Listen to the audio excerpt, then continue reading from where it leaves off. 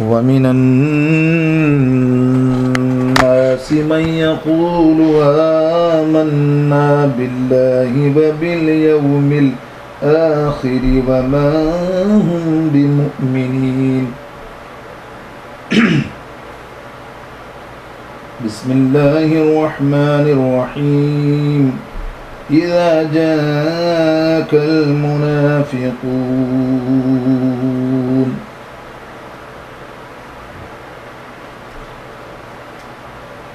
بسم الله الرحمن الرحيم. والله يشهد إن المنافقين لكاذبون.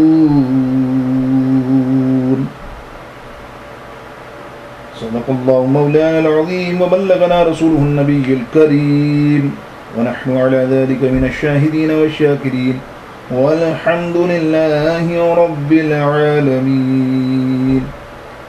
نستعين وبك أجمعين. رب اشرح لي صدري ويسر لي أمري واحلل عقدة من لساني يفقهوا قولي. غوث اعظم بمن بسر ساما مدد قبلہ دی مدد کعبہ امام مدد. ان اللہ وملائکتہ یصلون علی النبی یا ایھا الذین آمنوا صلوا علیہ وسلموا تسلیما. بآواز بلند اللہ اکبر. میں کہتا ہوں جو محبت سے اس وقت میرے ساتھ جتنے لوگ 2 4 6 8 10 جو بھی محبت سے پڑھے میری دعا اللہ رب العالمین اپنے حبیب کے صدقے وہ مدینے اسی سال پہنچ جائے بلکہ اس رمضان میں اس کا پروانہ آ جائے. الصلاۃ والسلام علیک یا رسول اللہ. الصلاۃ والسلام علیک یا حبیب اللہ. الصلاۃ والسلام علیک یا خیر خلق اللہ. الصلاۃ والسلام علیک یا رحمت للعالمین. نہایت واجب الاحترام سامعین محترم، میرے روم کے جتنے لوگ جو میری آواز کو سن رہے ہیں، السلام علیکم ورحمۃ اللہ وبرکاتہ. اللہ رب العالمین جل شانہ سبحانہ وتعالی کا بہت بڑا احسان کہ اس نے یہ توفیق بخشی کہ ہمیں ایسا بابرکت مہینہ رمضان المبارک عطا فرمایا. ہماری مغفرت کے لیے، ہماری بھلائی کے لیے اللہ تعالیٰ اس رمضان المبارک کے لمحے لمحے میں ہمیں عبادت کرنے کی توفیق عطا فرمائے. اللہ تعالیٰ نے اس دنیا میں انسان کو اشرف المخلوقات بنا کر بھیجا اور انسان کی تخلیق مقصد بھی صرف عبادت ہے، خداوندی کرنا ہے. جیسا کہ قرآن کریم فرقان حمید میں وما خلقت الجن والانس الا لیعبدون کہ ہم نے جنوں اور انسانوں کو صرف اور صرف اپنی عبادت کے لیے پیدا کیا. تو پھر انسانوں میں مختلف گروہ بن گئے، کوئی مسلمان، کوئی کافر اور کوئی منافق اور کوئی مشرک. ان سب میں زیادہ خطرناک گروہ منافقوں کا گروہ ہے. منافقت کیا ہے؟ منافق کسے کہتے ہیں اور پھر منافق کی پہچان، یہ آج کی گفتگو ہے. سنتے رہتے ہیں آپ کہ سنی جو ہے وہابیوں کو برا بھلا کہتے ہیں. سنی نہیں کہتے، سنی جو ہے وہابیوں کو جاہل کہتے ہیں، جبکہ وہ اتنے پڑھے لکھے ہیں کہ تفسیریں لکھ دی ہیں. وہ تو اتنے عبادت گزار ہیں کہ جناب بستر باندھے ہوئے ہزاروں برس تک سفر تبلیغ میں رہتے ہیں. تو کیوں یہ سنی وہابی ان کو بے وقوف یا جاہل کہتے ہیں؟ آج قرآن سے آپ کو بتاؤں گا. قرآن کہتا ہے، ہم نہیں کہتے. سنی قرآن پڑھ کر کہتا ہے، سنی قرآن پڑھ کر، حدیثیں پڑھ کر سمجھ کر کہتا ہے، اور ان کو نہیں کہتا ڈائریکٹلی، ان کو کہتا ہے جو اس عمل میں شامل ہے جس کو قرآن نے ثابت کیا۔ تو کچھ چیزیں انشاءاللہ چیدہ چیدہ قرآن و حدیث سے ہم لیتے رہیں گے۔ تو اب دیکھیے انشاءاللہ تعالی اللہ تعالیٰ مجھے اور آپ سب کو سمجھنے بھی کی توفیق عطا فرمایا۔ آج وما توفیق الا باللہ العلی العظیم۔ پہلے منافق کی تعریف سمجھ لیں۔ آئیے سب سے پہلے ہم ایمان کو سمجھیں، تو پھر منافق کی تعریف کو بتانے میں بھی ذرا سہولت رہے گی کہ پتہ تو چلے کہ ایمان کیا ہے۔ ایمان یعنی ہم اللہ اور رسول صلی اللہ تعالی علیہ وسلم پر ایمان لائیں، اور اقرار باللسان اور اپنے قلب سے تصدیق کریں۔ یعنی ایمان زبان سے اقرار ہے، قلب سے تصدیق ہے، اور اصطلاح شریعت میں اس کو اس طرح کہتے ہیں کہ سرکار علیہ الصلوۃ والسلام کی طرف سے جو کچھ بھی لے کر آئے اس کے حق اور سچ ہونے کی دل سے تصدیق کی جائے نا، اور زبان سے اس کا اقرار کیا جائے، اس کو کہتے ہیں ایمان۔ اور پھر مومن کون ہے؟ مومن وہ ہے جس کی دل میں تصدیق ہو، زبان پر اقرار ہو۔ تو مومن کے مقابلے میں کافر ہوتا ہے جس کے دل میں تکذیب ہوتی ہے، جھوٹ ہوتا ہے، اور زبان پر انکار ہوتا ہے۔ جسٹ اپوزٹ فار مومن از کافر۔ لیکن ان دونوں چیزوں کے بیچ میں ایک مثال دوں آپ کو، دیکھیں نا، ایک مرد ہے اور ایک عورت ہے، ٹھیک ہے جی، ڈیسائیڈ ہو گیا نا، مرد ہے ایک عورت ہے۔ اب بیچ کی چیز کیا ہے یار؟ یعنی مومن اور کافروں کے درمیان میں تو ایک اور جنس ہوتی ہے نا، درمیانی جنس، ایک جنس مردوں کی ایک جنس عورتوں کی، لیکن درمیانی جو ہوتی ہے، جو نہ مرد ہوتے ہیں نہ عورت ہوتے ہیں، ان کا ہمارا معاشرہ کیا کہتا ہے؟ وہ جو کچھ بھی ہوتے ہیں آپ ان کو اچھی طرح جانتے ہیں۔ اسی طرح ایمان اور کفر کے درمیان بھی ایک جنس ہے جس کا نام منافق ہے۔ یہ محدثوں نے، مفکروں نے، مفسرین نے اس کلیے کو بہترین انداز میں ہمیں روشناس کرایا ہے۔ یعنی منافق وہ ہوتا ہے جس کے اندر اور ہوتا ہے، باہر دل میں کچھ اور ہوتا ہے، اور زبان پہ کچھ اور۔ مومن کے دل میں تصدیق، دل میں تصدیق، زبان سے اقرار۔ کافر کے دل میں تکذیب اور زبان پر اقرار۔ منافق کے دل میں تکذیب اور زبان پر اقرار، یعنی دل میں تکذیب، زبان پہ اقرار ہے، یہ ہے منافق۔ زبان پر ایمان کے کلمے ہوتے ہیں لیکن دل میں کچھ اور ہوتا ہے۔ اسی لیے قرآن مجید فرقان حمید ارشاد فرماتا ہے وَمِنَ النَّاسِ مَن يَقُولُ آمَنَّا بِاللَّهِ وَبِالْيَوْمِ الْآخِرِ وَمَا هُم بِمُؤْمِنِينَ۔ ترجمہ کنز الایمان شریف، تم میں سے ایسے لوگ بھی ہیں جو کہتے ہیں ہم اللہ پر ایمان لائے اور یوم آخرت پر ایمان لائے، اس کے باوجود وہ مومن نہیں ہیں۔ قرآن کا فیصلہ ہے، کمال ہے۔ آخرت پر بھی ایمان لا رہے ہیں، نمازیں بھی پڑھ رہے ہیں، جبے بھی پہن رہے ہیں، بستر بھی اٹھا رہے ہیں، لوگوں کو مسلمان بھی ڈھیروں کی صورت میں بنا رہے ہیں، لیکن قرآن کہتا ہے بالکل صحیح ہے، آخرت پر بھی ایمان ہے، اللہ پر بھی ایمان ہے، لیکن یہ مومن نہیں ہے۔ اللہ تعالیٰ فرماتا ہے وَمَا هُم بِمُؤْمِنِينَ، حالانکہ یہ کہتے ہیں آمنا باللہ وبالیوم الآخر، یہ کہنے کے باوجود بھی مومن نہیں۔ آئیے کہیں اور آیت کریمہ میں قرآن مجید فرقان حمید ارشاد فرماتا ہے اذا جاءک المنافقون،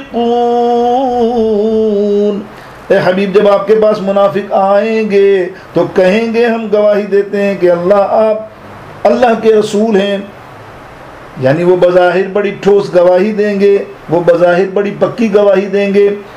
نشہد انکم میں انہ جو ہے یہ تحقیق ہے، بے شک شک سے کو دور کرنے کے لیے آتا ہے، یاد رکھیے ان شک کو دور کرنے کے لیے آتا ہے کہ اس میں کوئی شک نہیں، یہ ان جیسی پکی بات لائیں گے لیکن حقیقت میں یہ منافق ہیں۔ یہ حقیقت میں یہ منافق ہیں میرے دوستو. ظاہری بات ہے، جس کا ظاہر کچھ اور ہو، اندر کچھ اور ہو، باطن کچھ اور ہو، زبان کچھ اور ہو. اگر ہم ان کے رئیس المنافقین کا ذکر کریں، اس بدبخت کا ذکر ہو ہی جائے نا، جن کی اولادیں آج زندہ ہیں اور وہ اپنے جد کی رہنمائی میں سارے کام کر رہے ہیں، خوش ہوتے ہیں. جہاں رسول اللہ کی غیبت برائی ہوتی ہے، نعوذ باللہ، جہاں رسول اللہ کی شان گھٹائی جاتی ہے، یہ یہاں کے نعرے لگاتے ہیں بدبخت اپنی محفلوں میں. جب مذاق اڑاتے ہیں، دیکھو رسول اللہ سن رہے ہیں. یہ بریلویوں کا مسلک ہے. ہم یہاں کچھ کہیں وہ قبر میں ہی زندہ نہیں ہے، نعوذ باللہ، اور یہاں سن رہے ہیں. بتائیے، مردہ کو زندہ کر دیتے ہیں یہ بریلوی، نعرے لگ رہے. استغفر اللہ، لعنتیوں، شرم کرو. چور اور چور مچاؤ شور. ایک تو غلط کام کرو، اوپر سے نعرے لگا خوش ہوتے ہو کہ میں نے کتنا جو اچھا جملہ کہا کہ سب نے نعرہ تکبیر، نعرہ تکبیر، نعرہ تکبیر، نعرہ رسالت کسی نے لگا لیا، اس کو سب گھورتے ہیں، ایسا گھورتے ہیں کہ جیسے کوئی مشرک نعوذ باللہ ان کے درمیان آ گیا. بدبختوں. پھر کہتے ہو ہم کب رسول اللہ کے نام پہ چڑھتے ہیں؟ ہم تو بڑے عاشق ہیں، ہمارے میں تو بڑے بڑے عاشق پیدا ہوئے، ہمارے تو پتہ نہیں بلند دعوے کے، ہمارے تو کاندھلوی دیکھو مدینے میں مرا، ہمارا تو دیکھو وہ حسن مدنی جو ہے مدینے میں درس دیتے دیتے مرا، اسے تو جنت البقیع نصیب ہوئی، اور یہ تھا، یہ تو عاشق ہے جبھی تو مدینے میں تھے. اگر تو وہ عاشق تھے تو بدبختوں تم قسم کے عاشق ہو. تم اپنے ہی آدمی کو نہیں مانتے، تم اپنے زکریا کاندھلوی کو نہیں مانتے جو دعوے سے لکھتا ہے اپنی کتاب کہ فضائل درود پاک کے اندر، فضائل تبلیغی جو نصاب جو تم نے لکھا ہے اس میں دعوے سے لکھتا ہے کہ جو صحیح معنوں میں کامل درود پاک ہے، اس درود پاک کا نام حاشیے میں لکھتا ہے الصلاۃ والسلام علیک یا رسول اللہ. جب وہ لکھتا ہے تو تم کیوں نہیں مانتے؟ مانتے اس کی کتاب میں سے وہ باب ہی پھاڑ دیتے ہو، وہی نکال دیتے ہو. ارے یار تم اپنے نہیں ہیں، اپنے کے نہیں ہو تو غیروں کے، دوسروں کے کیا ہوگے؟ بدبختوں، تمہارا تو اپنا ہی کردار اپنوں میں نہیں ملتا. تو میرے دوستوں، یہ منافق رئیس المنافق مدینے کا جس کا میں ذکر کر رہا تھا کہ عبداللہ بن ابی، یہ رئیس المنافقین تھا. اس کی ہسٹری تو آپ کو پتہ ہے، تھوڑی سی آپ کو جن کو نہیں معلوم وہ بھی سن لیں، باقی سب کو ہی معلوم ہے. منافق کو تو خبر رکھتے ہیں ہم، دشمنوں کی تو ٹاک رکھتے ہیں. دشمن کتنا بھی چھوٹا کیوں نہ ہو، اس کی خبر گیری رکھنی چاہیے. یہ مدینہ شریف میں تشریف لایا، آقا علیہ السلام نے جب ہجرت فرمائی نا، تو یہ وہاں کا بادشاہ امیر تھا اور خواب دیکھ رہا تھا کہ اب مدینہ کا میرے پاس ٹوٹلی، یعنی جب آقا علیہ السلام یعنی اس کو وہ امیر بنانے والے تھے، بادشاہ بنانے والے تھے مدینہ شریف میں عبداللہ بن ابی کو. اور یہ بڑا مشہور تھا لوگوں کے اندر، بڑا فیمس تھا، بڑا نام تھا اس کا، لوگ واہ واہ واہ واہ اسی کا نعرہ لگاتے. جب آقا علیہ السلام مدینہ شریف تشریف لائے تو اہل مدینہ نے اپنا حاکم بے شک سرکار علیہ السلام کو مان لیا. اس سے بڑا کون حاکم ہو سکتا ہے؟ جب حضور علیہ السلام کو حاکم مان لیا تو یہ عبداللہ بن ابی کو بڑا دکھ ہوا، بڑا رنج میں آیا، اور ظاہری طور پہ وہ مسلمان ہو گیا، کلمہ پڑھ لیا اس نے، لیکن وہ ڈر پردہ اسلام کو نقصان پہنچانے کی ہر ممکن کوشش کرتا رہا. لیکن چونکہ اسلام کا محافظ اللہ رب کریم جل شانہ سبحانہ و تعالی ہے، تو اس لیے منافق لوگ ہزار کوششیں کریں، آج بھی کوششیں کرتے ہیں، آج بھی کوششیں کرتے ہیں. دیکھتے ہیں آپ، پیسہ دے کر ہمارے یہاں ٹی وی چینلیں ہوتے ہیں نا، جو بظاہر سنی ٹی وی چینل ہوتے ہیں، سنی کے نام پر بنتے ہیں، شروع سے آخر تک احمد رضا کے پروگرام ہوتے ہیں سال میں، اعلیٰ حضرت کے پروگرام پیش کرتے ہیں، غوث پاک کے پروگرام، غریب نواز کے پروگرام پیش کرتے ہیں. لیکن پیسے کی چاق و چوند میں آ کے یہ چینل والے بھی ان جیسے اندرونی آستین کے ساتھ دشمنوں کو شامل کر لیتے ہیں. کہتے ہیں کیا کریں، چینل کیسے چلے گا، وہ پیسہ دے کے ہمارے درمیان آ جاتے ہیں اور ہم چینل کھول کے ان کی ساری باتیں سنتے ہیں. ہم سمجھتے ہیں یہی سب سے بڑا سنی ہے. استغفر اللہ، یہ ان کا طریقہ رہا ہے واردات کا، بھابھیوں کا، دیوبندیوں کا یہ بڑا طریقہ واردات رہا ہے. جہاں سنیوں کا رشتے کا وہاں کس طرح گھسنے کی کوشش کرتے ہیں اور گھس کر کس طرح اندر شامل ہو کر زہر اگلتے ہیں. اور کئی سنی ہمارے نیک اچھے لوگ اپنے ایمان سے ہاتھ دھو بھیجتے ہیں. نام میں نہیں لیتا، کیا ضرورت ہے کسی کے نام لینے کی، شہرت دینے کی، اس کو کسی کے نام لے کے شہرت دینے کی ہمیں کوئی ضرورت تو ہے نہیں نا. کوئی اچھا کام تو نہیں کیا جو اس کو شہرت دیں. ہم ہی دیکھتے ہیں تبھی شہرت ہوتی ہے، ہم ہی کسی کو چڑھا دیتے ہیں. ہم نے شاہ ولی الدین بدبخت کو چڑھا دیا تھا، خبیث کو. سب سے زیادہ سنیوں کے کیسے سنتے تھے ہم. ابے کیوں سنتے ہو؟ ہم سمجھا کے تک گئے. جب ہم جوان تھے، ہم ATI میں ہوا کرتے تھے نوجوان، یقین کریں. اور جب ہم ورک پہ جاتے تھے کسی کے گھر میں، سنی کے گھر میں، وہ ہمارا اجلاس ہوتا تھا، جلسہ ہوتا تھا. اللہ تعالیٰ جنت میں اعلیٰ مقام عطا فرمائے قائد اہل سنت حضرت علامہ شاہ احمد نورانی رحمۃ اللہ تعالیٰ علیہ کو اللہ ان کی قبروں کو کروڑوں کروڑوں رحمت نازل فرمائے. شاید ایسی شخصیت اہل سنت نے کبھی پیدا نہ ہو. اندر سمندر تھا، وہ علم کا سمندر. بخدا میں تو طفل مکتب ہوں، جوتیاں اٹھانے والا ہوں. میں آپ کو سچ بتا رہا ہوں، دنیاوی اعتبار سے وہ اللہ اکبر سمندر تھا. دنیا کے اعتبار دین میں تو کامل تھا ہی. وہ تو جدی پوچھتی ان کے باپ دادا، اللہ اکبر کیا کامل تھا. دین کی بات میں نہیں کر رہا، میں دنیا کی بات کر رہا ہوں. اتنی لینگویجز اور ان کا مائنڈ آف تھاٹ، ان کی تھنکنگ، کس گورنر، کس منسٹر، کس وزیر کیا کیا تھنک بتا دیتے تھے کہ دیکھو یہ چیز اس کے اندر ہے، یہ بدبخت ہے. اللہ اکبر. دیکھو قادیانیت کے بعد دعویٰ کرنے والوں، الحمدللہ ہم ATI میں اس زمانے میں 1972-73 کے اندر بچے تھے، 12 13 14 سال 15 سال مجھے ہوں گے، 16 سال کے تھے. کچھ ہوش نہیں تھا، والد صاحب تھے تو ان کی وجہ سے ہم بھی آگے ہوتے تھے. ہمیں اتنا شعور نہیں تھا، لیکن اتنا شعور ہمیں ضرور ملا جو ہمیں اس وقت اتنی میڈیا نہیں، کچھ نہیں. ایک بات ہمیں ضرور ملی کہ ان قادیانیوں کو کافر کہلانے میں دشمن بھی مانتے ہیں کہ قائد اہل سنت شاہ احمد نورانی کا سب سے بڑا ہاتھ ہے. اور میں آپ کو خود بتا رہا ہوں، میں خود موجود تھا 1982 یا 83 کے اندر. ہم اکثر عصر کے بعد ان سے ملاقات کرنے جایا کرتے تھے.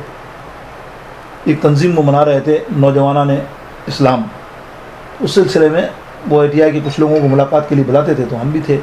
عصر سے لے کے مغرب تک کچھی میمن سوسائٹی، کچھی میمن صدر کے اندر مسجد کے برابر میں ان کا ایک پرانا سا مکان ہے جس میں 2 یا 3 کمرے تھے. ایک کمرہ صرف اور صرف زائرین کے لیے ہوتا تھا بس. اور یہ کیا کمال تھا اس عالم شخص کا، اتنا بڑا علم کا سمندر، اتنی بڑی شخصیت. یقین جانی جب ہم بیٹھتے تھے، بچے تھے ہم، وہ چائے خود لا کے اپنے ہاتھوں سے سب کو پلاتے تھے.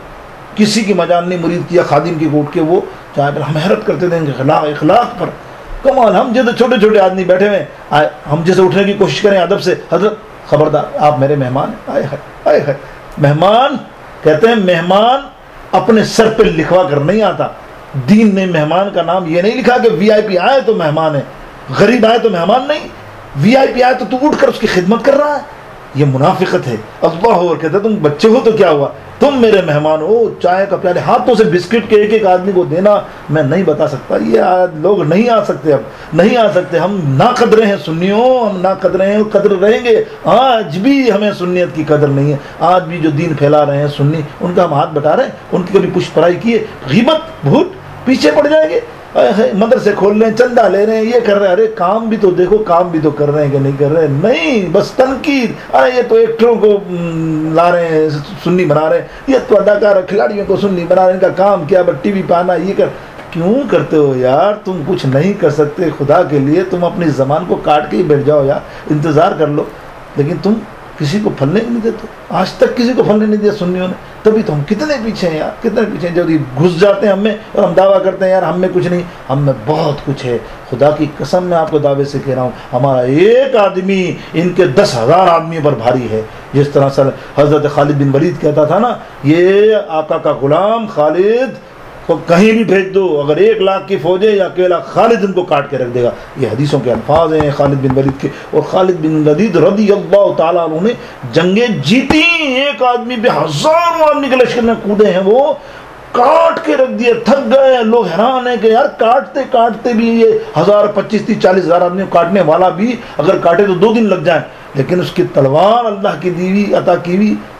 اللہ اس تلوار نے سویرڈ آف اللہ ایسا کمال کیا. اور حضور کے موجہ شریف بال مبارک ٹوپی پر ہوں، اور پھر حضور کا عشق دل میں ہو. پھر وہ عاشق، یہ 10,000 بھابی، 10,000 منافقوں کچھ بھی نہیں. 10,000 تو خدا کی قسم ایک سنی کھڑا ہو جائے بھاگ جائیں.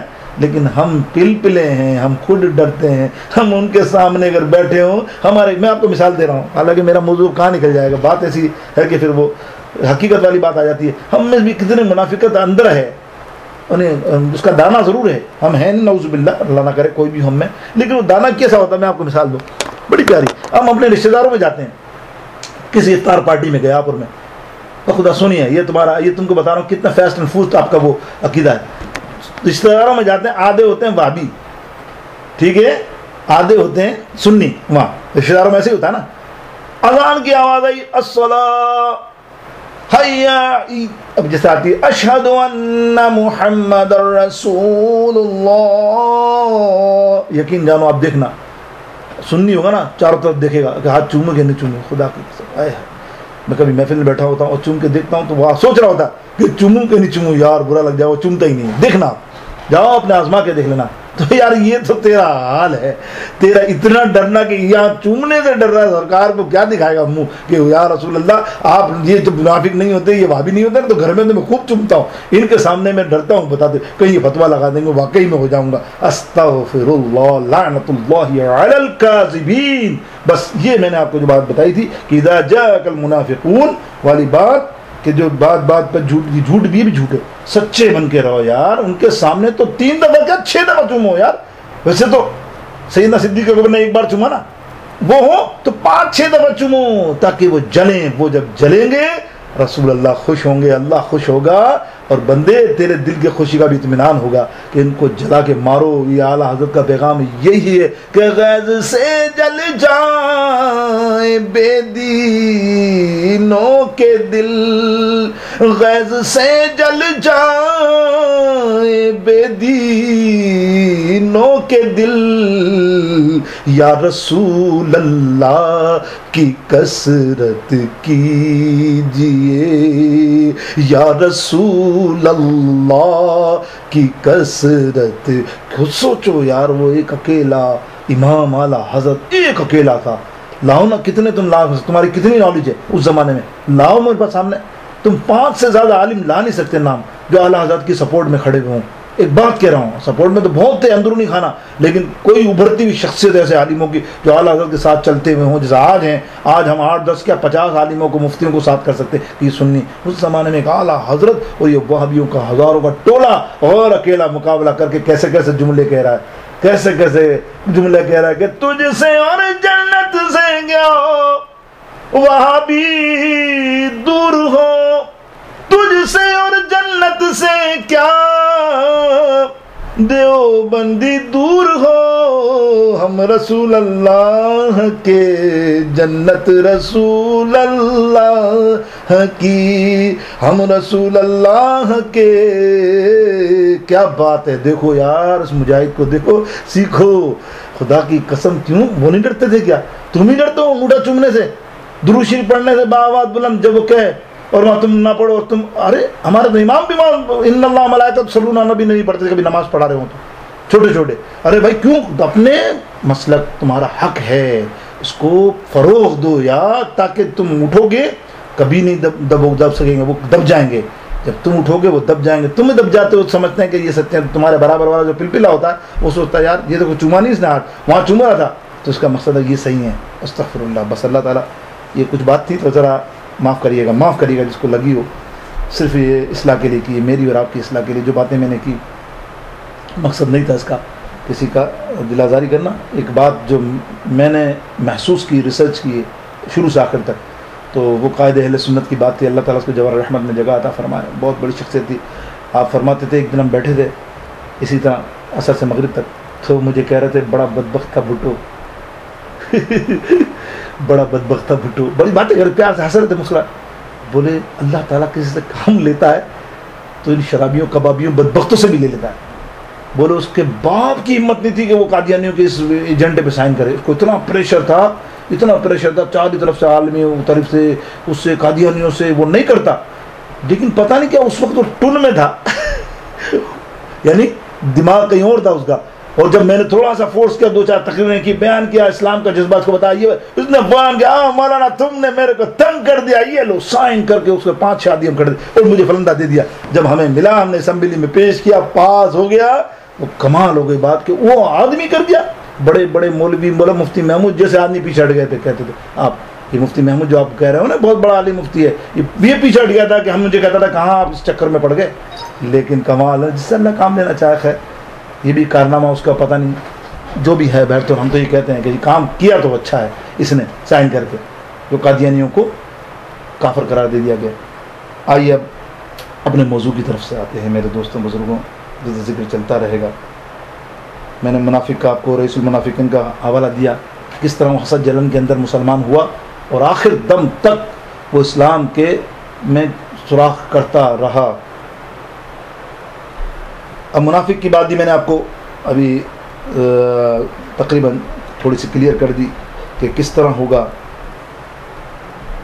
آئیے اب رب کائنات جل شانہ سبحانہ و تعالیٰ سے سوال کرتے ہیں، اللہ سے دریافت کرتے ہیں، یا اللہ جب یہ تیرے رسول کے ماننے کے دعوے دار ہیں اور تمام کام بھی بظاہر مسلمانوں والے کرتے ہیں، تو پھر کیا وجہ ہے کہ یہ مسلمان نہیں ہیں؟ تو فرما رہا وَمِنَ النَّاسِ مَن يَقُولُ آمَنَّا بِاللَّهِ وَبِالْيَوْمِ الْآخِرِ وَمَا هُم بِمُؤْمِنِينَ وَمَا هُم بِمُؤْمِنِينَ. تو کیا وجہ ہے کہ یہ مسلمان نہیں ہے رب کائنات جل شانہ سبحانہ و تعالیٰ؟ اللہ تعالیٰ ارشاد فرماتا فی قلوبہم مرض فزادہم اللہ، ان کے دلوں میں بیماری ہے، ان کے دلوں میں مرض ہے. یا اللہ اگر منافق کے دلوں میں بیماری ہے تو مومنوں کے دلوں میں کیا ہے؟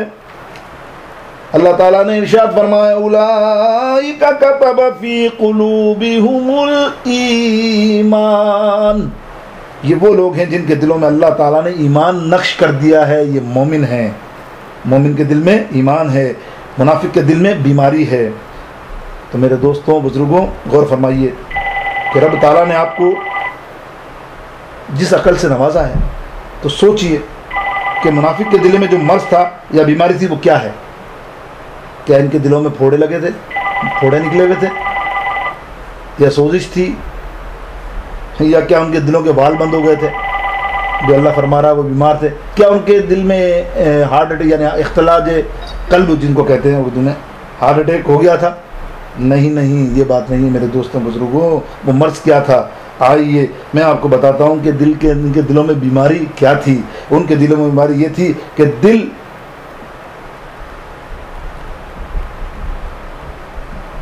جو ہے سچائی کو تسلیم نہیں کرتا تھا. ان کے عقائد درست نہیں تھے جو آج بھی لوگوں میں ہیں کہ سچائی کو تسلیم نہیں کرتے. اللہ نے ان کو نمازوں کو دیکھا، اللہ رب العالمین نے ان کی نمازوں کو دیکھا، اللہ نے ان کے کلمے پڑھنے کو بھی دیکھا، اللہ نے ان کے اعمالوں کو بھی دیکھا، اللہ نے ان کے مسلمان ہونے والی شکلوں کو بھی دیکھا. وہ سب دیکھنے کے باوجود اللہ تعالیٰ ارشاد فرما رہا ہے وَمَا هُم بِمُؤْمِنِينَ، یہ مومن نہیں ہے. تو پس میرا خیال ثابت یہ ہوا ایمان نام ہے عقائد کے صحیح ہونے کا. یاد رکھیے ایمان نام ہے عقائد کے صحیح ہونے کا. ایمان نام ہے عقائد کی تسبیح کا، عقائد کی پاکیزگی کا، عقائد کی سچائی کا، عقائد کے درست اور اچھے ہونے کا. اسی لیے اللہ تعالیٰ ہمیں بار بار ارشاد فرما رہا ہے ہر نماز میں. دیکھیں ہم پکارتے ہیں الحمدللہ رب العالمین. تو پھر میں دعوے سے کہتا ہوں کہ اہل سنت والجماعت کا عقیدہ جو ہے نا اور عقائد درست ہیں. اگر آپ کو اس کی دلیلیں چاہیے تو کچھ دلیلیں پیش کروں اظہار تحنیس اور تحدیث کے لیے. جیسی ایسی دلیلیں ہیں انشاءاللہ تعالیٰ کوئی جھٹلا نہیں سکتا اور کوئی تردید بھی نہیں کر سکتا انشاءاللہ جو میں پیش کر رہا ہوں. سن کے ٹیپ کر لیجئے، لکھ لیجئے دماغ میں، کمپیوٹر میں فیڈ کیجئے، کر لیجئے. چاہیں تو اس کا بایوگرافی بنا کر فیس بک جیسی بدبخت چیز پر بھی ٹاپ پہ لکھ دیجئے، تب بھی قابل قبول ہے. اہل سنت کی سچائی سمجھیے. آپ ساری دنیا کی تاریخ اٹھا کر پڑھ لیں، مشرق و مغرب، جنوب شمال، اور دنیا کے تمام مسالک کی کتابیں بھی پڑھ لیں، اور جتنے بھی اولیاء اکرام ہوئے ہیں آج تک دنیا میں، اگر ان کے حالات زندگی کا مطالعہ کریں تو پتہ چلے گا کہ اولیاء اللہ اہل سنت والجماعت میں سے ہی ہوئے ہیں. کوئی دوسرے فرقوں میں آپ علامہ دکھا سکتے ہیں، فہمہ دکھا سکتے ہیں، مجتہد بھی ہوتے ہیں دکھا سکتے ہیں، منطقی تو دکھا سکتے ہیں اور فلسفی بھی دکھا سکتے ہیں، لیکن کسی دوسرے مسلک میں غوث اعظم، پیران پیر، دستگیر، محبوب سبحانی نہیں دکھا سکتے. کسی مسلک میں اور میں غریب نواز، خواجہ ہند الولی نہیں دکھا سکتے. کسی میں داتا پیا گنج بخش علی حجویری رضی اللہ تعالیٰ عنہ نہیں دکھا سکتے. کسی کے اندر بابا فرید شکر گنج مسعود رضی اللہ تعالیٰ عنہ نہیں دکھا سکتے. تو جتنے اولیاء کرام ہوئے ہیں سارے کے سارے اہل سنت والجماعت میں سے ہیں. یہ تو ایک بہت بڑی دلیل اور یہی ہمارے مسلک کی سچائی ہے. سیدھا راستہ، جس راستے پر چل کر کوئی منزل پہ پہنچتا ہے نا، اہدنا الصراط المستقیم. تو یہ جب یہ اولیاء اللہ منزل پر پہنچے، انہوں نے دوسروں کو بھی منزل پہ پہنچایا. یقینی طور پر جتنے میں نے نام لیے، ایسے تو ہزاروں لاکھوں ہیں، لیکن یہ جو چیدہ نام میں نے لیے، سیدھے راستے پر تھے، سیدھے راستے پر چلے اور دوسروں کو بھی سیدھے راستے پر پہنچا دیا جیسے ہم. تو اللہ ہمیں بھی راہ دکھائی ان اولیاء کرام نے، انہی کی باتوں کو عمل کر کے ہم آگے بڑھتے ہیں. تو اس کا مقصد یہ ہے کہ یہ مسلک اولیاء کرام، یہ مسلک غوث اعظم ہے، یہ مسلک داتا پیا ہے، اور یہ مسلک اعلیٰ حضرت ہے ہی اصل میں مسلک ان اولیاء کرام کا. اب اولیاء کرام کا طریقہ بھی سن لیجئے تھوڑا سا، کہ تمام بزرگان دین اولیاء کرام ختم شریف، اوراد الوظائف اور سب کے قائل تھے. وہ اپنے بزرگوں کے مزارات پہ بھی جاتے تھے اور وہاں جا کر روحانی فیض بھی حاصل کرتے تھے. تفصیل بتانے کی ضرورت نہیں، اس لیے کہ موقع نہیں کہ میں وہ واقعات بیان کرنا شروع کروں. بزرگوں کے ایک نہیں، خود غوث اعظم کی مثالیں لے لے. ابو حنیفہ، امام ابو حنیفہ کے مزار پر گئے آپ جنید بغدادی کے مزارات پہ آپ گئے، امام حنبل کے مزار پہ غوث اعظم گئے اور وہاں سے فیض لیا. ٹھیک مثال دے دی میں نے. خواجہ غریب نواز، داتا پیا، کنج بخش علی ہجویری کے 40 روز تک چلہ کیا. بتائیے، یہاں تو انہوں نے مت مار دی سب دیوبندی بھابھیوں کی. یہ تو کہتے مزار پہ جانا ہی صحیح نہیں. یہاں تو میرے غریب نواز اگر تمہارا مسلک کا ہے، اگر تم کہو بھائی غریب نواز تو ہمارے مسلک کے ہیں، تو بدبخت تم مان لے کے داتا پیا علی ہجویری رحمت اللہ تعالیٰ علیہ کے مزار پہ 40 روز تو بھی گزار، تو بھی چلہ کے، تو ہم کہیں گے تیرے غریب نواز ہیں. لیکن تو وہاں 1 منٹ جاتے ہوئے بھی سوچتا ہے اور فتوے دوسروں کو مارتا ہے. تو جاتا تو ہوگا بدبخت، اتنا تو مانتا ہے، یعنی زبان سے اقرار کرتا ہے، دل سے اقرار نہیں کرتا، لیکن تو جاتا تو ہوگا. لیکن دوسروں کو منع کر کے اپنا ایمان خراب کر کے دوسروں کے بھی ایمان کو خراب کرتا ہے. میرے دوستو بزرگوں، کسی کیا بات ہے. خواجہ غریب نواز نے 40 روز آپ کے دربار اقدس میں قیام فرمایا اور کتنا فیض، اکتساب فیض حاصل کیا. اور داتا صاحب کے یہاں کیا کہا جو آج بھی موجود ہے کہ گنج بخشے فیض عالم مظہر نور خدا ناقصارا پیر کامل کاملارا رہنما. ارے یہ وہ سخی ہے، یہ وہ داتا ہے جو خزانے تقسیم کرتا ہے، جس کا فیضان جہانوں کو پہنچتا ہے. یہ اللہ کے نور کا مظہر ہے. یہ ناقصوں کے لیے پیر کامل ہے اور کاملوں کے لیے رہنما ہے. کیا بات ہے میرے خواجہ غریب نواز کی، سبحان اللہ. کہ داتا صاحب، خواجہ صاحب فرماتے ہیں کہ داتا صاحب اپنے قبر انور میں جلوہ افروز ہو کر فیض کے خزانے لٹا رہے ہیں. کیا غریب نواز نے غلط کہا؟ جو لوگ یہ کہتے ہیں کہ مزارات پہ جانا شرک، یہ مر گئے ہیں نعوذ باللہ، یہ کچھ نہیں دے سکتے، یہ وہ نہیں کر سکتے. تو آپ بتائیے، اگر یہ لوگ سچے ہیں تو غریب نواز کی بات جھوٹی ہوگی. دو چیزیں ہو گئی نا، کمپیئر کریں نا. اگر یہ سچے ہیں بدبخت منافق، تو پھر غریب نواز کی بات جھوٹی ہوگی نعوذ باللہ. لیکن ہمارے نزدیک خواجہ غریب نواز کی بات حق ہے، حق ہے، حق ہے انشاءاللہ تعالی. جزاک اللہ. اس طرح آپ کمنٹ دیتے رہیں اور آپ مزید ثواب ملیں گے. آپ کسی کو عام دنوں میں 7 نیکیاں 10 نیکیاں ملتی ہیں، رمضان المبارک میں 70 سے لے کے 700 نیکیاں ملتی ہیں. میرے سگے بھائی داتا تار اور یہ سگے بھائی داتا پیا، جب یہ جملے آپ لکھتے ہو، اوروں کو میسج لکھنے میں 700 نیکیاں ملتی ہوں گی، آپ کو 7000 نیکیاں اللہ عطا کرے گا. اس لیے کہ آپ اللہ کی سنت کو ادا کر رہے ہیں، ان کو خوب لترول دے رہے ہیں. آگے میں بتاؤں گا کہ اللہ رب العالمین نے ان کو کیا کہا. ہم جاہل اور بے وقوف کہتے ہیں ان کو، تو ان کو برا لگتا ہے. یہ کہتے ہیں دیکھو مسلمان بھائی کو بے وقوف کہتے ہیں، مسلمان بھائی کو جاہل کہتے ہیں. میرے دوستوں بزرگوں، تو میں یہ کہہ رہا تھا کہ اگر خواجہ اجمیر کی بات سچی ہے، کیونکہ یہ وہ اللہ والے ہیں، وہ فضیلت والے ہیں، وہ بلندی والے ہیں، وہ مقام والے ہیں، وہ درجے والے ہیں، وہ عنایت والے ہیں، وہ کرامت والے ہیں، وہ صاحب مقام ہے، تو میرے دوستو بزرگوں، ایسے ہی کامل نے، خواجہ غریب نواز نے، ایسے ہی کامل نے خواجہ قطب الدین بختیار کاکی کو کامل بنا دیا۔ یہ ولی نہیں تھے، یہ ولی گر تھے۔ غوث اعظم ولی نہیں ہے، قطب گر تھے۔ غوث بناتے تھے، قطب بناتے تھے، ولی بناتے تھے۔ نگاہ ولی میں وہ تاثیر دیکھی، نگاہ ولی میں وہ تاثیر دیکھی، بدلتی ہزاروں کی تقدیر دیکھی۔ سبحان اللہ، بدلتی ہزاروں کی تقدیر دیکھی۔ میرے دوستو بزرگوں، اولیاء حق پر ہیں، اور اس کی دلیل میں نے تھوڑی سی دی، اور بھی سن لیجئے۔ 5 وقت نماز میں انہی کا راستہ ہم طلب کرتے ہیں، کہتے ہیں اہدنا الصراط المستقیم، اے اللہ ہمیں سیدھا راستہ دکھا، صراط الذین انعمت علیہم، انہی لوگوں پر چلا جن پر تو نے انعام کیا۔ تو انعام کرنے والے لوگ کے بارے میں وہ کون لوگ ہیں؟ قرآن مجید ارشاد فرماتا ہے انعم اللہ علیہم من نبیین والصدیقین والشہداء والصالحین، سورہ نساء کے اندر موجود ہے آیت کریمہ۔ وہ انبیاء ہیں، صدیقین ہیں، شہداء ہیں اور صالحین ہیں، اور صالحین اولیاء کرام ہی ہیں۔ اگر اولیاء کرام ہی غلط ہیں تو پھر 5 وقت میں انہی کے راستے پہ چلنے کی دعائیں کیوں رکھی گئی ہیں، کیوں کہا گیا ہے؟ تو یہ ماننا پڑے گا میرے دوستوں بزرگوں، وہ صحیح ہیں، حق پر ہیں، اسی لیے آپ لوگ بھی اسی راستے پر چلیں اور اسی پر رہیں تو سلامت رہیں گے، ورنہ برباد ہو جائیں گے۔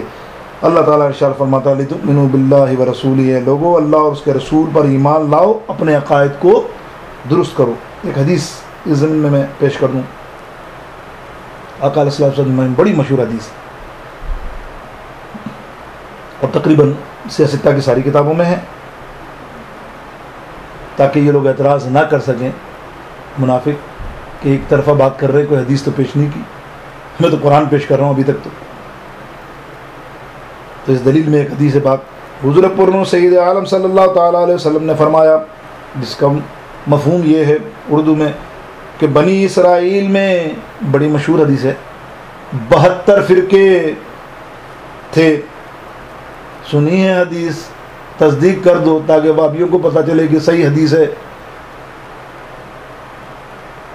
سند سے ثابت ہو جائے، اور آپ کی یس سے، آپ کی سبحان اللہ سے، آپ نے جب یہ لکھیں گے ٹیکسٹ کہ یہ حدیث میں نے سنی ہے، یہ حدیث ہم نے سنی ہے، تو ہم سمجھیں گے کہ واقعی جو حدیث بیان کی جا رہی ہے جملہ لوگوں، جمہور لوگوں میں یہ سنی ہے۔ روم میں 15 آدمی ہے، 20 آدمی ہے، 10 آدمی ہیں، 10 میں سے اگر 5-6 بھی تصدیق کر دیں گے تو اکثریت ہو جائے گی کہ یہ حدیث جو صحیح ہے، ان کی حدیث ہے، سب نے سنی ہے کہ میری امت بنی اسرائیل میں 72 فرقے تھے، میری امت میں 73 فرقے ہوں گے۔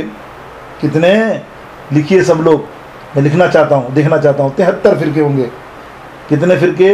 73، 73۔ جزاکم اللہ الخیر جتنے لوگوں نے لکھا، اللہ تعالیٰ ان ہنسوں کے علاوہ ان کو کروڑوں نیکیاں ایڈ کر کے عطا فرمائے، ملٹی پلائی بائی 1 کروڑ، تو 73 کروڑ نیکی آپ کو اللہ تعالیٰ دیر عطا فرمائے۔ رمضان مبارک ہے، روزے سے ہوں، اللہ تعالیٰ روزداروں کی بات سنتا ہے، یہ ہمارا ایمان ہے انشاءاللہ۔ اور آپ رمضان کی برکتوں میں ہیں، اس رات کے پچھلے پہر میں ہیں جہاں اللہ آسمان زمین پر آ کے لوگوں کو صدایا دیتا ہے کہ حل من سہل، کوئی ہے، حل من سائل، کوئی ہے لینے والا، اللہ اکبر۔ تو میرے دوستوں، آقا علیہ السلام نے کیا ارشاد فرمایا؟ کلہم فی النار الا ملۃ واحدہ، او کما قال رسول اللہ صلی اللہ تعالیٰ علیہ وسلم، سب جہنمی ہوں گے سوائے ایک کے۔ صحابہ کرام نے عرض کی یا رسول اللہ صلی اللہ تعالیٰ علیہ وسلم، جو جنتی ہوگا اس کی پہچان کیا ہوگی؟ فرمایا جو میرے طریقے اور میرے صحابہ کے طریقے پر چلے گا، سنتی و سنتی خلفاء، یعنی جو میری سنت اور میرے صحابہ کی سنت پر چلے گا وہ ایک سچا ہوگا۔ تو سرکار علیہ السلام سنت کے معنی کا طریقہ، سنت کے معنی کیا ہے؟ طریقہ، جو حضور علیہ السلام اور صحابہ کے طریقے پہ چلنے والے، یعنی حضور علیہ السلام کی سنت پر اور آپ کے طریقے پہ چلنے والے، اسے کہتے ہیں اہل سنت و جماعت. کہو سبحان اللہ. جو اللہ اور اس کے رسول اللہ اور اس کے خلفاء، اس کے صحابہ کی طریقے پر چلنے والے کو کہتے ہیں اہل سنت و جماعت. کہو سبحان اللہ. یہ اپنے مسلک کو حدیث سے ثابت کرنے کی کوشش کر رہا ہوں. اور صحابہ کا عقائد اگر آپ دیکھنا چاہیں تو آؤ، حضور کے صحابہ کا عقائد بھی دیکھ لیجئے. حضور کے اصحاب کے طریقے کیا تھے، حضور کے اصحاب کی سنتیں کیا تھی، حضور کے اصحاب کے اجتہادات کیا تھے. حضور علیہ السلام بخاری شریف اور مسلم شریف میں بھی، یعنی دونوں حدیثوں کی کتابوں کے اندر وصلی روزے رکھتے تھے. ٹھیک ہے، جو آج ہم روزے رکھ رہے ہیں یہ فرض ہے، اور سرکار رکھتے تھے وصلی روزے. وصلی روزہ بغیر کھائے پیے افطار کیے بغیر، بعض مرتبہ 21 دن کا روزہ ہوتا ہے، بعض مرتبہ 40 دن کے بھی روزے سرکار رکھتے تھے. 21 سے لے کے 40 بغیر کھائے پیے، نہ سحری میں کھا رہے ہیں نہ افطار میں کھا رہے ہیں، کنٹینیوسلی. صحابہ کرام نے دیکھا نبی علیہ السلام نے روزے رکھتے ہیں، صحابہ نے سوچا کہ آپ کی اتباع میں ہم بھی روزے رکھنے شروع کر دیں. چنانچہ انہوں نے بھی روزے رکھنے شروع کر دیے. 3 دن تک برداشت کرتے رہے. چوتھے دن نماز میں آئے تو ایک یہاں گر رہا ہے، ایک وہاں گر رہا ہے، ایک ادھر گر رہا ہے، ایک ادھر پر. کہاں اللہ و شان کریمی، اللہ اکبر. لیکن عاشق تھے، پیروی کر گئے. اللہ اکبر. نہ کسی سے اٹھا جائے نہ کسی سے بیٹھا جائے. ہونٹ خشک ہو گئے، زبانیں سوکھ گئی، حلق کانٹا بن گئے، کمزوری نکاح سے آثار نظر آنے لگے. تو میرے آقا علیہ السلام نے فرمایا ارے بھائی تمہیں کیا ہوا، تم دن بدن کمزور ہوتے جا رہے ہو، اتنے زرد کیوں ہو رہے ہو؟ صحابہ نے عرض کیا یا رسول اللہ، یا حبیب اللہ، یا خیر خلق اللہ، یا رحمت للعالمین صلی اللہ تعالی علیہ وسلم. ہم آپ کی اتباع میں وصلی روزے رکھنے لگے ہیں. حضور نے فرمایا کہ تم وصلی روزے نہ رکھنا، تم وصلی روزے نہ رکھنا، بلکہ اپنی صحت کو قائم رکھو، کیونکہ جہاد میں تمہاری صحت کی ضرورت ہے. اگر یوں ہی بیمار رہے تو تلوار کیسے چلاؤ گے، کفار کا مقابلہ کیسے کرو گے؟ حضور علیہ السلام نے صحابہ کو منع فرما دیا. بعض صحابہ سے رہا نہ گیا تو انہوں نے کہا یا رسول اللہ تو آپ خود بھی تو یہ روزے رکھتے ہو. اے ہے جو حدیث کا دوسرا مفہوم عربی میں تھا وہ یہ تھا یا رسول اللہ آپ خود بھی تو روزے رکھتے ہو اور ہمیں منع کر رہے ہیں. نبی علیہ السلام نے فرمایا، کیا فرمایا؟ ایکم مثلی. یہ ہے عقیدہ اہل سنت و جماعت. ایکم مثلی، میں تمہاری مثل نہیں ہوں. آپ جتنے علماء کرام سے پوچھ لے آپ کو پتہ یہی چلے گا کہ سرکار علیہ الصلوۃ والسلام نے کہ جو یوں فرمایا کہ ایکم مثلی، تم میں سے کون ہے میری مثل چاہیے، تو یہ تھا کہ سرکار سیدنا صدیق اکبر سے کہتے، حضرت عمر فاروق سے بولتے، حضرت عثمان غنی سے بولتے، حضرت مولا علی سے بولتے، یا پھر کسی صحابی سے. یعنی مقصد اگر جب آپ نے کہا ایکم مثلی تو کہنا تو یہ چاہیے کہ تمام صحابہ مل کر کھڑے ہو جاتے، یا رسول اللہ صلی اللہ علیہ وسلم یہ آپ نے کیا کہا؟ آپ ہمارے جیسے تو ہیں، جس طرح سے آپ کے پیر مبارک، سر مبارک، بال مبارک، جسم مبارک، ہاتھ مبارک ہمارے میں جیسے تو ہے نا. آج یہ بدبخت بابی منافق کی آج اس کا نام رکھ رہے ہیں، تو اس لیے کسی کا نام نہیں لے رہے، ہم تو منافق ہی کہہ رہے ہیں. جس کو لگے اپنا نام رکھ لے چھانٹ کے. اگر اس کو اچھا لگتا ہے تو اپنے آپ کو کل سے مسجدوں میں باہر لکھ دے، مسجد دیوبند، مسجد منافق مسجد لکھ لے اگر چاہے تو. درار کا بھی حوالہ لکھ دے، ہاں لکھ دے درار، مسجد درار، وہ بھی میں آگے بتاؤں گا اگر انشاءاللہ وقت ہوا تو، اور آپ محبت سے سنتے رہے تو یہ انشاءاللہ نالج ہوگی آپ کو. تو وہ چاہے تو کر لے ایکم مثلی. تو آپ دیکھیں کسی صحابہ نے ہونا تو یہ چاہیے تھا نا کہ صحابہ میں سے کوئی بولتا کہ یا رسول اللہ آپ کیا فرما رہے ہیں ایکم مثلی، آپ ہماری مثل تو ہیں. لیکن کوئی جید صحابیوں میں سے لے کر اتنا مجمع اور اتنے صحابی تھے، کوئی کسی نے نہیں کہا کہ حضور ہم حضور کی مثل ہیں. آج کا آج کا منافق کہتا ہے کہ ہم حضور ہماری مثل تو ہیں، ہم جیسے تو ہیں. استغفر اللہ، نعوذ باللہ. انہوں نے اپنی کتابوں میں لکھا نا ہماری مثل بشر تھے، فرق صرف یہ ہے کہ ان پر وہی آتی تھی اور ہم پہ وہی نہیں آتی. یہ تو آپ صراط مستقیم اٹھا کے دیکھ لیں، چاہیں تو کتاب اور تقوید الایمان اٹھا کے دیکھ لیں. یہ 2 کتابیں کافی ہیں، ورنہ تو آپ کے سامنے میں صدیق کی اور ہم بیٹھوی کی، بھوپالی کی، یہ بے شمار کتابیں انہوں نے غائبہ لکھے ہیں انہوں نے سب نے. اور گنگوئی نے لکھا ہے، فتاوی گنگویہ بھی لکھا ہے.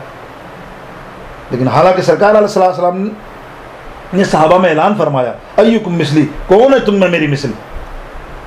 تو مقصد یہ ہے کہ حضور کا جو یہ جملے ہیں علماء کرام و ائمہ سے آپ پوچھیں کہ سرکار نے یہ سوال کیا ہے کہ کون ہے میری مثل، تو اتنے سارے صحابی تھے لاکھوں ہزاروں میں، تو کوئی تو بولتا کہ یا رسول اللہ نہیں میں ہوں.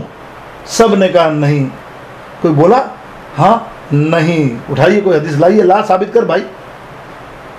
لیکن سب نے تسلیم کیا یا رسول اللہ آپ بے مثل ہیں. اللہ اکبر. جو صحابہ کا نظریہ ہے وہ ہمارا نظریہ ہے کہ بے مثل نے محبوب بھی میں مثل بنایا، بے مثل نے محبوب بھی بے مثل بنایا. وہاں جسم نہیں ہے تو یہاں سایہ نہیں ہے. کیا کہا سبحان اللہ صائم نے کہ تو شاہ خوبا تو جانے جانا، تو شاہ خوبا تو جانے جانا ہے چہرہ ام الکتاب تیرا. تو شاہ خوبا گونج پڑ جائے سبحان اللہ کی. تو شاہ خوبا تو جانے جانا ہے چہرہ ام الکتاب تیرا.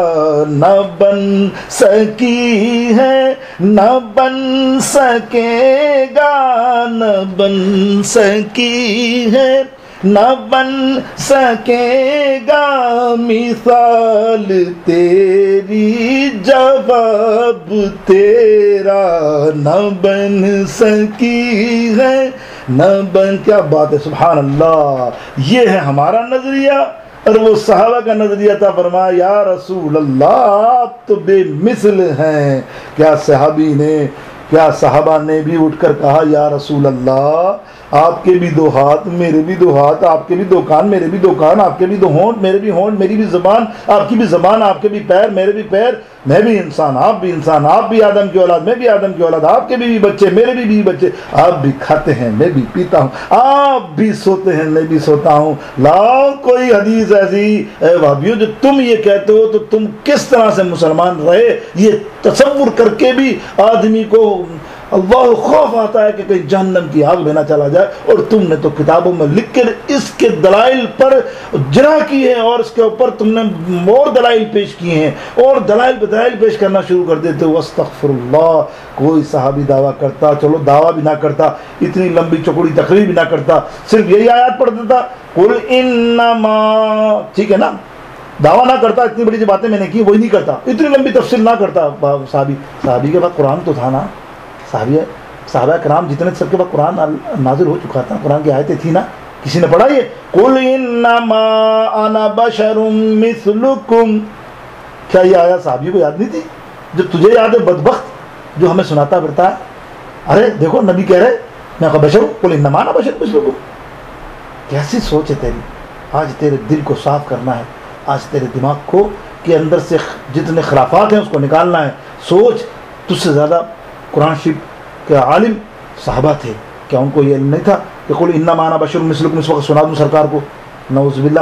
تو یہ معلوم ہوا اس آیت کا جو مطلب ہے یہ 14ویں صدی کے ملاؤں نے اور یہ ٹھیکیدار دین کے بننے والے، قوم کو برگلانے والے، ایمان سے کھیلنے والے، وہ مطلب صحابہ کا مقصد جو ہے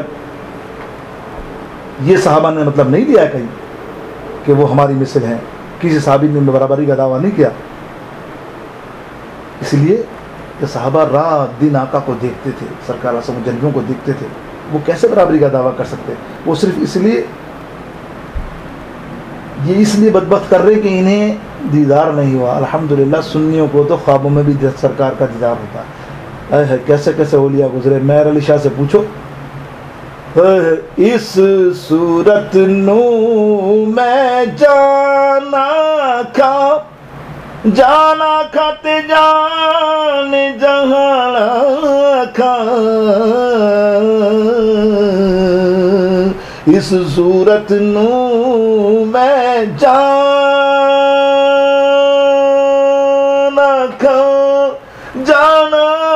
کھاتے جانے جہانا کھا, سچ آکھاتے رب دی میں شان آکھا, جت شان تو شانہ سب بڑھیا. سبحان اللہ سبحان اللہ سبحان اللہ سبحان اللہ. رے بدبخت, تو اگر دیکھ لیتا تو کبھی برابری کا دعویٰ نہ کرتا.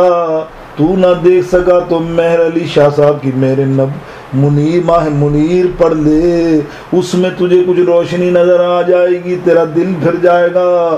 میرے امام کی امن الاعلیٰ پڑھ لے, میرے امام کی کتابوں کو پڑھ لے, میرے امام اعلیٰ حضرت کے چند رسائل پڑھ لے. ارے بدبخت, دل کو منکری سے نکال کر علم کی وجہ سے پڑھ کے تو دیکھ, تیرا دل پھر نہ جائے تو ہمیں نہ کہنا. میرے دوستوں, کیا بتاؤں اس بات پر کہ اس صورت میں کیا آکھا جانا کھت جاگنے جہانا کا کیا یاد آ گیا. ارے مصر کی عورتوں نے زلیخا پہ تانے کہے, وزیر اعظم کی بیوی ہے, ایک غلام پر عاشق ہو گئی ہے جو مصر کی گلی میں پھرتا ہے, تو اس پہ فرشتہ ہو گئی ہے. جب عورتوں کا تانا سنا تو وہ کہنے لگی تم بھی سچی ہو, میں بھی سچی ہوں. تم اس لیے سچی ہو کہ تم نے دیکھا نہیں ہے یوسف کو علیہ السلام, چونکہ میں دیکھ چکی ہوں اس لیے میں مجبور ہوں. اور دیکھا دعوتوں کا اہتمام ہوا, انگلی کٹی. میرے دوستوں بزرگوں, اللہ اکبر. وہ قصہ لمبا ہے, میں نے تو ایک مثال کے طور پہ اشارہ دیا آپ کو. اللہ تعالی اپنے حبیب کے صدقے ہمیں اس سمجھنے کی توفیق عطا فرمائے. بس کہنے کا مقصد یہ ہے کہ صحابہ کو پتہ تھا کہ آقا علیہ السلام کی شان کیا ہے. صحابہ کو یہ پتہ نہ تھا کہ حضور کی دو آنکھیں ہیں, ہماری بھی دو آنکھیں ہیں, مگر وہ بھی دیکھتے تھے کہ حضور, وہ سمجھتے تھے کہ حضور کی آنکھیں کیسی ہیں, حضور کس طرح دیکھتے تھے اور ہم کس طرح دیکھتے ہیں کہ وہ آگے کی طرح پیچھے سے سب کچھ دیکھ لیتے ہیں. نبی کے جسم اقدس پر ہزاروں نور کی آنکھیں, حضور جس دن کی روشنی میں دیکھتے ہیں, اسی طرح رات کے اندھیرے میں دیکھتے ہیں. میرے دوستو بزرگ, موسیٰ علیہ السلام کا قصہ میں نے سنایا تھا آپ کو کبھی, کہ جب آپ نے طور پر تجلی کا جلوہ کیا نا, طور پر